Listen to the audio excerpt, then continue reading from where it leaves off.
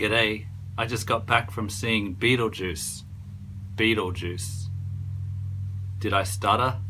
Beetlejuice 2024 AD is a new motion picture, a sequel to the original movie called Beetlejuice, which I grew up with and absolutely loved. Watched it all the time.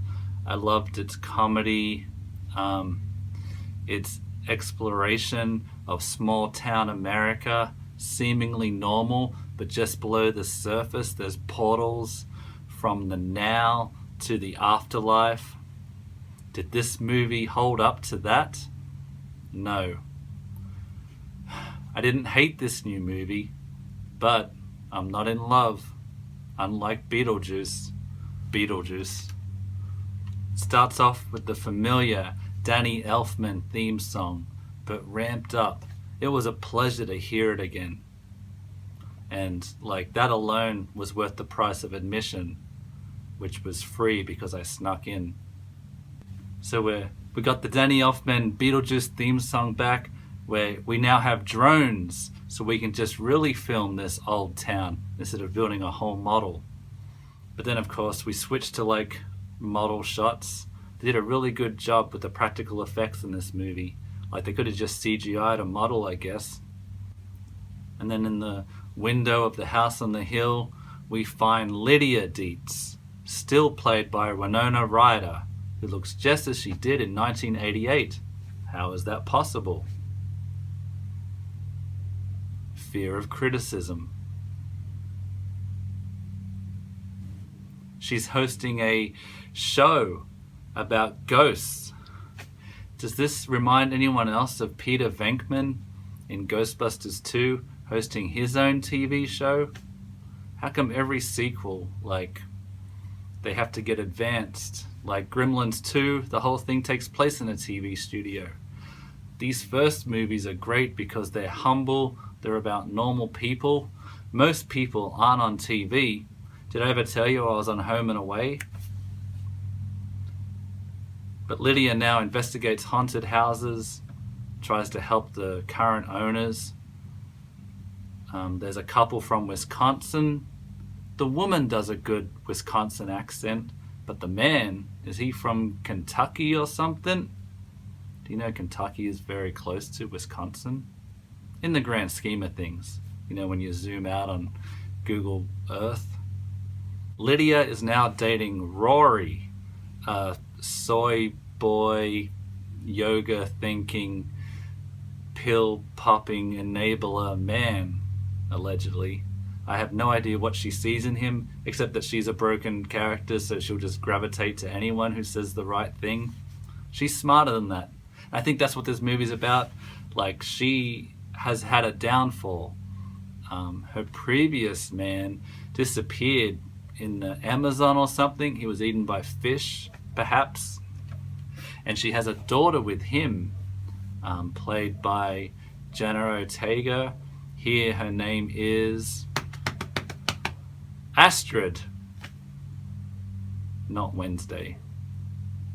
Astrid goes to a private boarding school with these girls who put up a ghost on the roof to make fun of her. Good one of your best. She's the best character in this, besides maybe Beetlejuice. But he's like a one-trick pony, which means all he does is have lots of tricks, which makes him not a one-trick pony. But anyway, I digress. So Lydia's father, Charles Deetz, has died. His plane went down and then he was eaten by a shark. What a way to go. They jawsed it up.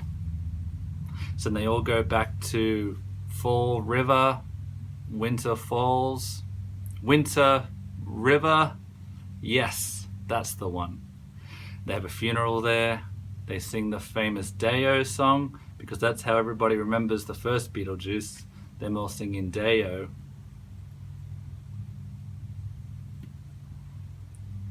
And then Rory, the douchebag boyfriend, proposes to Lydia at the funeral.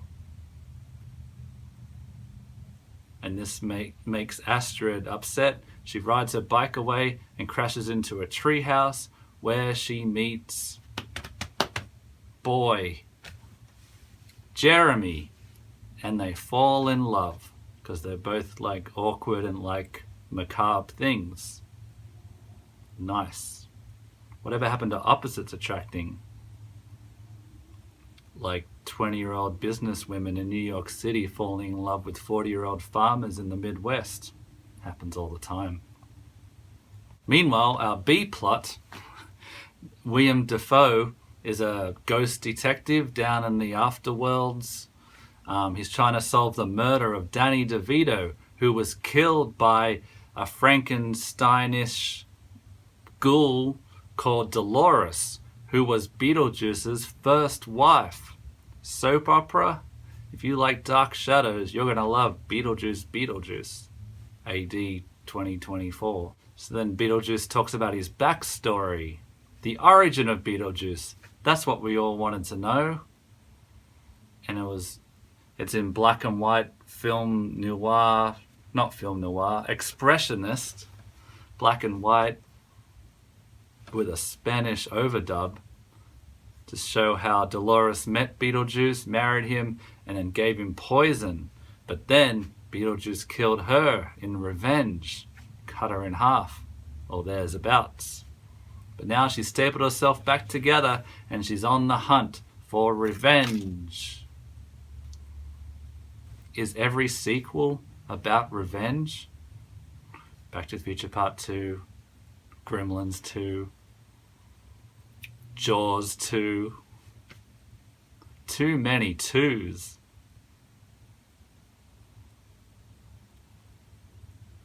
So then the A plot and B plot coalesce when Jeremy, the boy, turns out to be a ghost boy, and he wants Astrid and him to go to the afterlife to see her dad.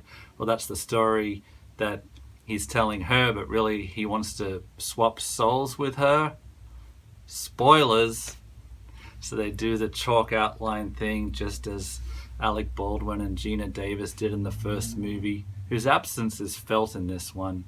Like, it would have been nice to see what happened to those characters, but I guess they didn't want to hire those actors because they didn't want anyone to get shot too soon. So then Beetlejuice needs to escape from the ever closing in Dolores. So he finds Lydia. They make a deal that he will help get her daughter Astrid back from the Netherworlds in exchange for Lydia's hand in marriage. His same motive from the first movie. Remember when we heard about a cool Beetlejuice sequel back in the 90s that would have involved an ancient Hawaiian burial ground and Hawaiian spirit kahuna coming back to life and Beetlejuice like surfing? That would be different. That would be better. But again, we're doing the same old things. We go to Lydia's and Rory's wedding, which soon becomes Lydia and Beetlejuice's wedding. And then of course they have to like sing again.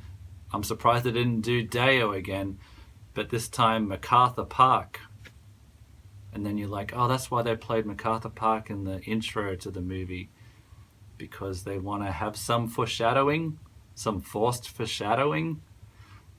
And they like seeing Jenna Ortega dance, I suppose. Anyway, giant worm comes out of the church, eats Rory and Dolores, takes care of them. And then the contract between Lydia and Beetlejuice is null and void because it was made under duress or something. I'm not a lawyer, and I definitely wouldn't claim to be one online. Heavy fines. Lots of puns about a soul train. Like, make a joke like that once and then move on.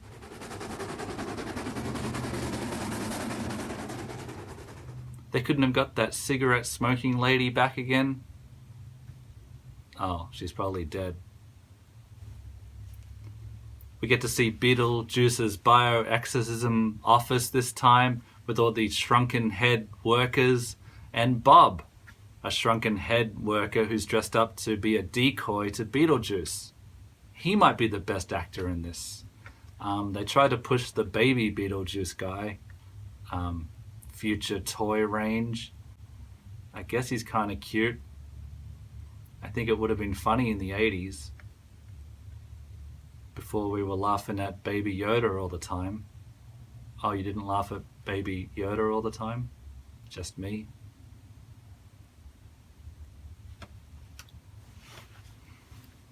So visually, this was stunning. Again, Danny Elfman's musical score lifted me to being 10 years old again, wishing to live in America, ride my bike down old leafy laneways with haunted histories.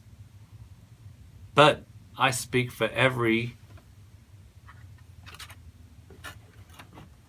Gilbert Gottfried fan when I share my outrage and furiousness that Dick Cavett wasn't called back to be in Beetlejuice.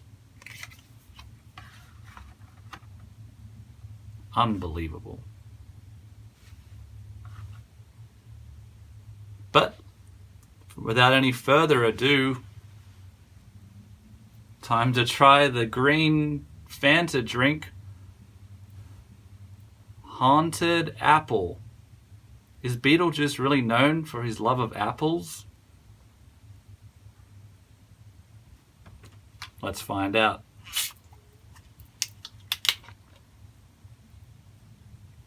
Beetlejuice, Beetlejuice, Beetlejuice. Ugh. Tastes like medicine. Thanks for watching.